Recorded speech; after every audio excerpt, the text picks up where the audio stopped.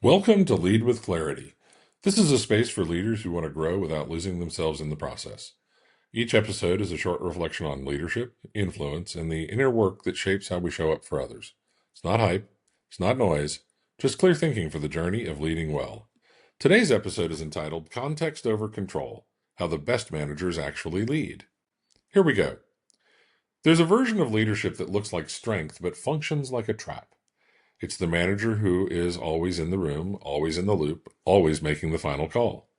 On the surface, it signals commitment, but underneath, it signals something else entirely.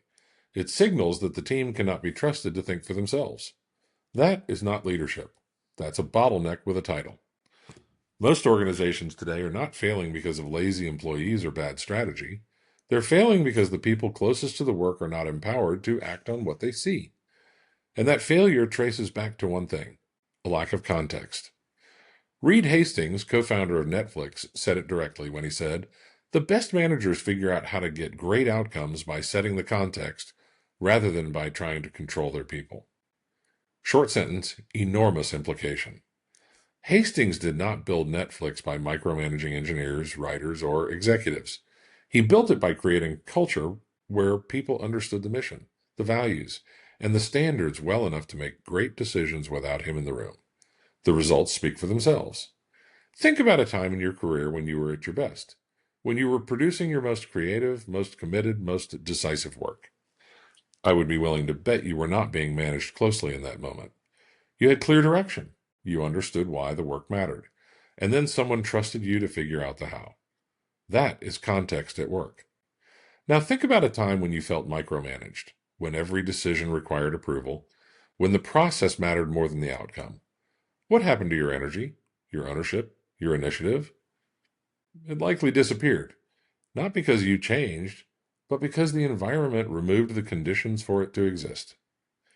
Here's where leaders go wrong with this idea. They hear, "Stop controlling your people," and they translate it into, "Just step back and let them figure it out." They confuse context setting with hands-off management. They disengage. They call it trust. And when the team drifts or makes costly mistakes, they conclude that autonomy does not work. That is not what Hastings meant. Autonomy without context is not freedom, it's confusion. Context is not a one-time off-site presentation. It's not a mission statement on a wall. Context is the continuous, deliberate work of helping your team understand where the organization is going, what it values most, and what success actually looks like. It's an ongoing conversation. Here's the reframe. Your job as a leader is not to have all the answers. Your job is to build the conditions under which your team can find the right answers themselves. That means sharing the why before the what. It means explaining the business reason behind decisions, not just the directives. It means making your judgment visible so your team learns to think the way that you think. And it means evaluating people on outcomes and values, not on whether they did things exactly your way. When you do that well, your team does not need you to approve every move. They internalize the criteria. They carry your judgment into rooms you're not in, and that is how you scale yourself as a leader. Consider this question before you lead your next meeting, your next project kickoff, or your next one-on-one. Have I given this person enough context to make a great decision without me? If the answer is no, the problem is not their capability. The problem is the information they're operating with. Give them the mission. Give them the stakes. Give them the standards, and then get out of their way. Great managers are not the ones who make the most decisions. They're the ones who build teams that make great decisions.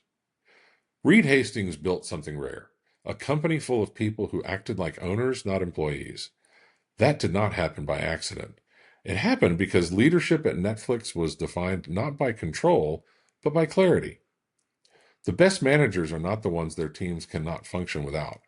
The best managers are the ones whose teams function brilliantly because of what those managers taught them to see and to value. Context is not a leadership nicety. It's a leadership responsibility. And the leaders who take it seriously are the ones who build teams that last.